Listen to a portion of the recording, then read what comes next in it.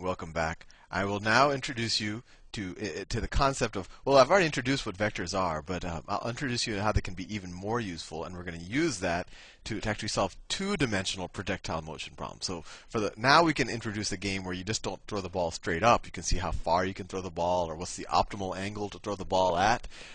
So hopefully you'll find this even more fun, if you can imagine it, than the one-dimensional projectile motion. So everything we've been doing so far, I think you did. Hopefully, you have an intuition that the difference between a vector and a scalar is that a vector has direction, right? So a vector has. Let me do colon instead. Has magnitude and direction.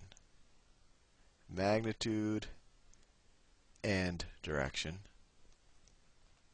While speed, while a scalar has only magnitude. An example of a vector, velocity is a vector. That's easy, they both start with v, but velocity is a vector. Why? Well, in those examples we were doing before, we said that the ball was going, we said, sometimes we said that the final velocity was minus 30 meters per second. And so where was the magnitude and what was the direction? Well, the magnitude was 30, right? And the direction was, I knew what the direction was by the sign of that minus sign. In that same problem, if someone asked me, what is the speed of the ball right before it hits the ground?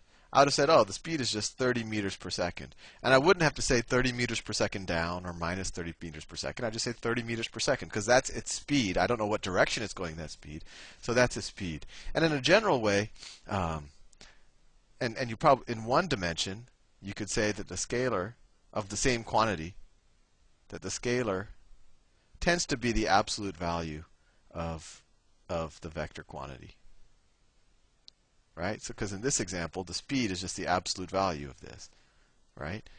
If my initial velocity was plus, that's not equal. That's actually just equal. If the initial velocity was plus 30 meters per second, then the speed would still be 30 meters per second. So I just wanted to introduce that notion. And in one dimension, velocity can kind of be, direction can be implied by positive or negative numbers. But now, when we go into two dimensions, we're going to have to get a little bit more sophisticated in terms of how we give direction. So let me clear this.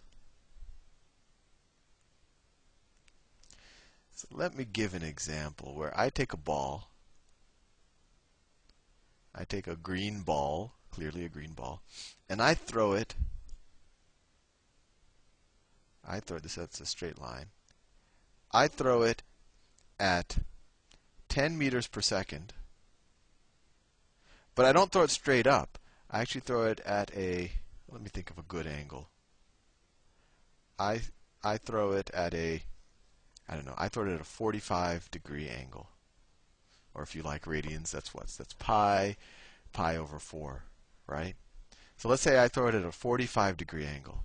So now my problem becomes a lot more complicated. How do I specify the magnitude and direction? And then how do I solve this problem? How do I figure out how high it goes, how far it goes, et cetera, et cetera? And hopefully that's what we will be able to teach you over the course of the next couple of videos. This is the ground, right? So one, if I just want to give the speed and direction, or the magnitude and the direction for this vector quantity, I have just specified it. I could just say my velocity, or my initial velocity is 10 meters per second at 45 degrees, to the horizon or something like that. So that would be a legitimate velocity specification. But it's kind of hard to deal with. So what I'm going to teach you is something very neat about vectors, is that you can actually break up a vector into I don't want to introduce too complicated terms, but into its orthogonal components. So you can say, well, something moving at 10 meters per second at this angle is actually moving at some speed upwards. It's moving at some speed upwards, and it's moving at some speed in this case to the right, let's say in the positive direction, right? So if you imagine this coordinate axis, it's moving in the y direction at some speed, and it's moving in the x direction at some speed. And when they're combined at some way, you get this angle, or you're moving it at kind of an incline.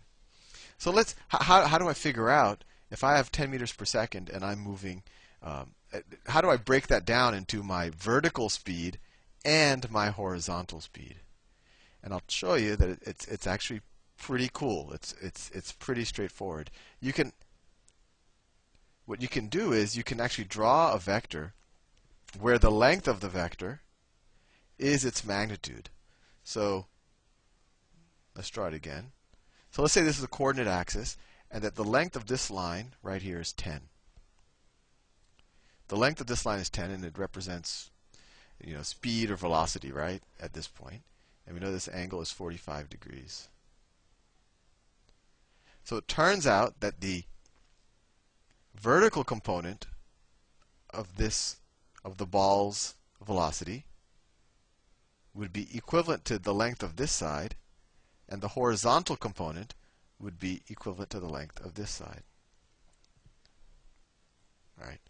And this arrow right here is the same thing as this arrow. I just translated it to the right, just so that you see that it's just a triangle. And it's just not any triangle, it's a right triangle, right? And what's useful, you could I don't want to get too complicated with linear algebra, but it's important that the two directions that you're breaking it up in are, well, they don't have to be, but it makes it useful that they are at right angles to each other, because then we can start to use a lot of our trig ratios. So let's just figure out this problem. I think you just need to see a lot of examples. So we're going 10 meters per second at 45 degrees. Well, what speed am I going straight up then? What is the straight up component of this 10 meters per second? Well, how do we figure out this side if this was just a regular triangle? If this is the hypotenuse, this is opposite, and this is adjacent, right? So let me break out some trigonometry.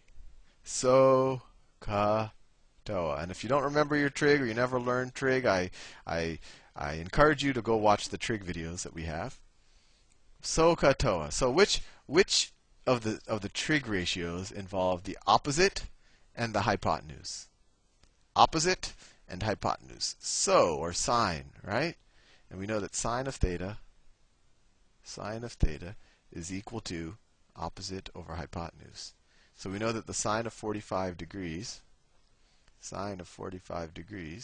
is equal to, let's just call this my velocity vertical. I've never seen that variable used in actual physics classes, but I think it makes sense. This is the velocity vertical, and this is the velocity horizontal. And later I'll introduce more conventional conventions, but that'll do us for now. So my vertical velocity, or the velocity that I'm going straight up, is going to, well, sine of 45 degrees is my vertical velocity over my kind of angled velocity, right? This hypotenuse over 10. And what's my horizontal velocity? And so if I were to solve for vertical velocity, I get vertical velocity is equal to 10 times the sine of 45 degrees. And then similarly, my horizontal velocity, this is the adjacent over hypotenuse, ka, adjacent over hypotenuse, so it's cosine. So I could say cosine of 45 degrees is equal to my horizontal velocity over 10. Or my horizontal velocity is equal to 10 times the cosine of 45 degrees. I'm about to run out of time, so I'm not going to continue this in the next video.